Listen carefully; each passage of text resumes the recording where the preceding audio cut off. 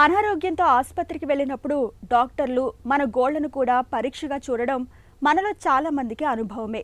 గోళ్ల ఆకృతి, వాటి తీరుతెన్నులను పరిశీలించడం ద్వారా డాక్టర్లు చాలా వరకు మన ఆరోగ్యాన్ని అంచనా వేస్తుంటారు. గోళ్లను పరీక్షగా చూడడం ద్వారా రక్తహీనత మొదలుకుని విటమిన్ల లోపాలు, కాలేయ జబ్బులు, చివరికి ఊపిరితిత్తుల్లో సమస్యల వరకు చాలా జబ్బుల ఆనుపానుల్ని పసిగట్టవచ్చు. మన ఆరోగ్యానికి ఆనవాళ్లుగా నిలిచే గోళ్లను గురించి, అవి తెలియజెప్పే సంకేతాల గురించి ఇప్పుడు తెలుసుకుందాం.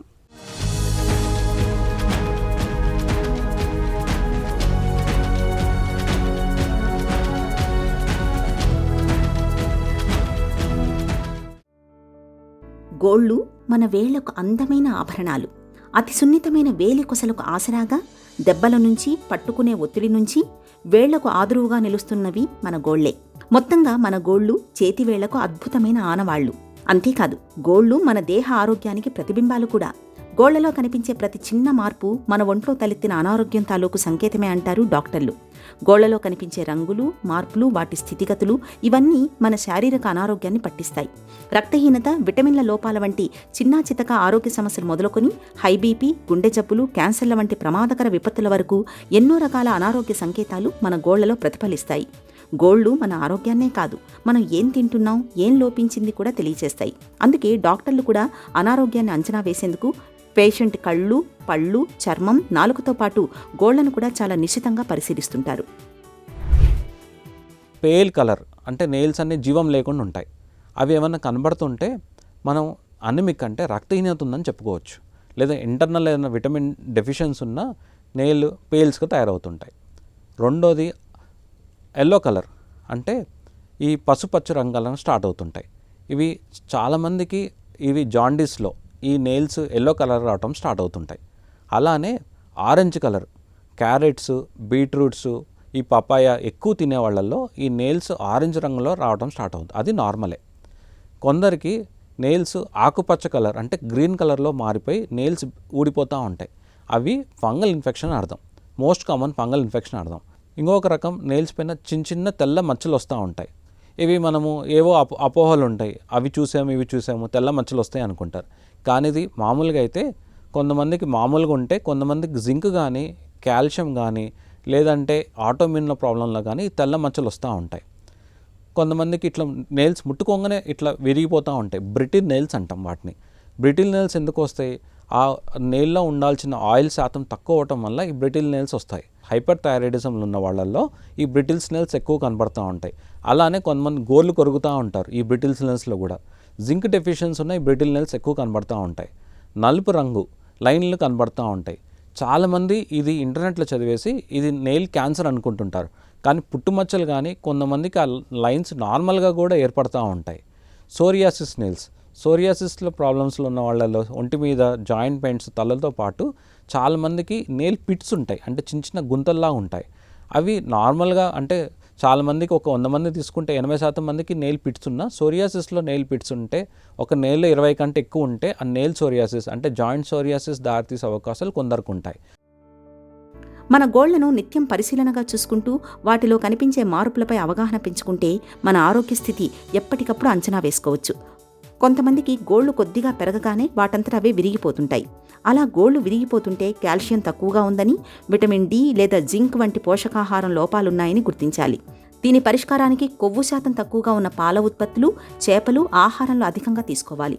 కొందరికి గోళ్లు త్వరగా పెరగవు, పైగా పాలిపోయి ఉంటాయి. రక్తహీనత, పోషకాహార లోపం ఉన్న వారిలో ఈ లక్షణాలు కనిపిస్తుంటాయి. అంతేకాదు, గుండె లేదా కాలేయానికి సంబంధించిన జబ్బులు వచ్చే అవకాశం ఉంటుంది. చేతివేళ్ల మొదల్లో వాపు వచ్చిందంటే దాన్ని క్లబ్బింగ్ అంటారు. ఇది గుండె జబ్బులకు సంకేతం. గోళ్లపై సన్నటి ఎర్రటి గీతలు కనిపిస్తూ గోళ్ల కింద భాగం నలుపు రంగులోకి మారుతూ ఉంటే దాన్ని గుండె పై పొరలో వాపుకు సంకేతంగా చెబుతారు. కొంతమందికి ఈ ఆయాసం ఎక్కువైనా కానీ, లంగ్స్ కానీ, హార్ట్ ప్రాబ్లమ్స్ ఉన్న వాళ్ళల్లో నెయిల్స్ పర్పుల్ నుంచి నీలం కలర్ అంటే బ్లూ నుంచి పర్పుల్ కలర్ తయారవుతూ ఉంటాయి. అంటే మనం ఊపిరి తీసుకునేటప్పుడు, ఇడిచిపెట్టేటప్పుడు ఆక్సిజన్ శాతం తగ్గుతూ ఉంటే నెయిల్స్ వరకు ఆ ఆక్సిజన్ అందకపోతే కలర్ మారటం స్టార్ట్ అవుతుంటాయి. కొంతమందికి క్లబ్బింగ్ ఆఫ్ నెయిల్స్ అంటే నెయిల్ చివరన ఉబ్బటం, దాన్ని క్లబ్బింగ్ అంటాం. ఈ క్లబ్బింగ్ వచ్చినప్పుడు కొంతమందికి నార్మల్ ఎలా ఉంటుందో, హార్ట్ ప్రాబ్లమ్స్ కానీ, లంగ్ ప్రాబ్లమ్స్ కానీ ఉంటే ఇది ఈ క్లబ్బింగ్ ఆఫ్ నెయిల్స్లో చెప్పొచ్చు. ఇవి వస్తూనే మీకు ఎటువంటి సిమ్టమ్స్ లేవంటే మీ జనరల్ డాక్టర్ అంటే జనరల్ మెడిసిన్ డాక్టర్ దగ్గరికి వెళ్ళినప్పుడు ఇది చెప్పాలి, నాకు నెయిల్స్ ఇలా స్వెల్ అవుతున్నాయి ఎప్పుడు లేవంటే వాళ్ళు ఏమైనా ప్రాబ్లమ్స్ ఉందని ఎవాల్యుయేట్ చేయడం వల్ల మీ ఫ్యూచర్ సేఫ్ ఉంటారు.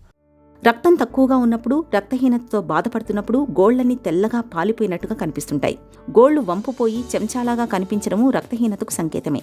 గోళ్ల మీద తెల్లని చిన్నపాటి గీతలు కనిపిస్తున్నప్పుడు, ప్రతి గోరు మీద ఇలాంటి తెల్లని గీతలు కాస్త హెచ్చు స్థాయిలోనే కనబడుతుంటే రక్తంలో ప్రోటీన్లు లోపించాయని అర్థం. ఇలాంటప్పుడు గుడ్డులోని తెల్లసొన, పప్పుధాన్యాలు, సోయా ఆహారాల్లో చేర్చుకుంటే ఈ తెల్లని గీతలు మాయమైపోతాయి. గోళ్ల ఉపరితలం హెచ్చుతగ్గులుగా అక్కడక్కడా లొట్టలు పడినట్టుగా ఉంటే అది సొరియాసిస్ రానున్నదనడానికి సంకేతం కావచ్చు. గోళ్లలో నీలం రంగు గీతలు కనిపించడం అనేది మన రక్తంలో ఆక్సిజన్ శాతం తక్కువగా ఉందనడానికి సంకేతం. గోళ్లు తెల్లగా ఉన్నా లేక గోళ్ల మధ్యలో తెల్లని చారలు కనిపిస్తున్నా అవి కాలేయంలో తలెత్తిన సమస్యల తాలూకు సంకేతాలుగా అనుమానించాలి. ఇక గోళ్ల ఎదుగుదల తక్కువగా ఉండి గోళ్లు పసుపు పచ్చ రంగులో మందంగా ఉంటున్నప్పుడు కిడ్నీల ఆరోగ్యం దెబ్బతింటుందని అనుమానించాలని చెబుతారు నిపుణులు.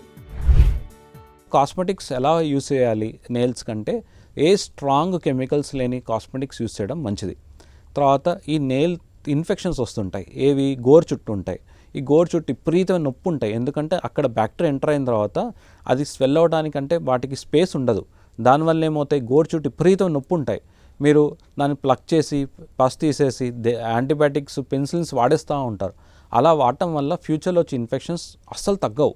సో ఈ గోరు చుట్టూ వస్తూనే దాన్ని సొంత వైద్యం చేయకుండా డాక్టర్ కన్సల్ట్ అయ్యి డాక్టర్ చెప్పిన యాంటీబయాటిక్ క్రీమ్స్ వాడి గోరు చుట్టూ రావడానికి రోగనిశక్తి తక్కువ ఉన్నా రెగ్యులర్గా వస్తూనే ఉంటాయి. సో రోగనిశక్తి తక్కువాల్సింది ఏముంటుంది, ప్రెగ్నెన్సీలో కానీ, థైరాయిడ్ కానీ, డయాబెటిక్ కానీ, వేరే హెల్త్ ఇష్యూస్ ఉంటే క్లియర్ చేసుకోవడం వల్ల ఇండైరెక్ట్గా గోరు చుట్టూ ఇన్ఫెక్షన్స్ తగ్గడం స్టార్ట్ అవుతుంటుంది. ఫంగల్ ఇన్ఫెక్షన్స్కి ఇప్పుడు నెయిల్కి ఫంగల్ ఇన్ఫెక్షన్స్ చెప్పినట్టు యాంటీఫంగల్ కోర్స్ వాడాలి. అది 3 నుంచి 4 నెలలు వాడాల్సి వస్తుంది. 4 వారాలు కాదు, 3 నుంచి 4 నెలలు వాడితేనే నెయిల్స్కి వచ్చిన ఫంగల్ ఇన్ఫెక్షన్ తగ్గుతూ ఉంటుంది. దీంట్లో మనం అప్డేటెడ్ సైన్స్ ఎక్కడున్నామంటే నెయిల్ ఫంగస్కి లేజర్స్ వచ్చాయి మనకి ఇప్పుడు. ఆ లేజర్ వెళ్ళి ఆ హీట్ వెళ్ళి ఆ ఫంగస్ని టచ్ చేయడం వల్ల అక్కడున్న ఫంగస్ డిజాల్వ్ అవడం స్టార్ట్ అవుతుంటుంది. సో ఈ ఓవరాల్ యాంటీఫంగల్స్ మనం డివైడ్ చేసుకొని నెయిల్ ఫంగస్ కన్ఫర్మ్ అయిన తర్వాత లేజర్ తీసుకోవడం వల్ల నెయిల్ నుంచి ఆ ఇన్ఫెక్షన్ త్వరగా మనం క్లియర్ చేసుకోవచ్చు. ఆరోగ్యం విషయంలో కేవలం మనసు చెప్పిందే కాదు, కొన్నిసార్లు శరీరం చెప్పేది కూడా వినాలి. ముఖ్యంగా గోళ్లు, వాటిలో కనిపించే మార్పులపై ఎప్పుడూ ఓ కన్నేసి ఉంచాలి.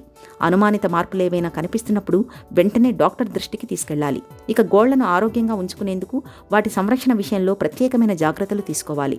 గోళ్లను ఎప్పుడూ శుభ్రంగా పొడిగా ఉంచుకోవాలి. గోళ్ల సందులలో మట్టి, దుమ్ము పేరుకుపోకుండా చూసుకోవాలి. గోళ్లను తరచూ కత్తిరించుకోవాలి. గృహిణులు, ఇంటి పనుల్లో తలమునకలై ఉండేవారు ఎప్పటికప్పుడు సబ్బుతో చేతుల్ని శుభ్రం చేసుకుంటూ ఉండాలి. హానికారకమైన రసాయనాలతో పనిచేస్తున్నప్పుడు తప్పనిసరిగా రబ్బర్ గ్లోవ్స్ ధరించాలి. గోళ్లను కొరికే అలవాటుంటే వెంటనే దాన్ని మానుకోవాలి. గోళ్లకు అలంకరణ, గోళ్ల రంగు వేసుకోవడం మంచిదే, కానీ గోళ్లను ఎప్పుడూ రంగులతో కప్పివేయడమూ అంత మంచిది కాదు. ఈ జాగ్రత్తలు గోళ్లను ఆరోగ్యంగా, అందంగా ఉంచుతాయి.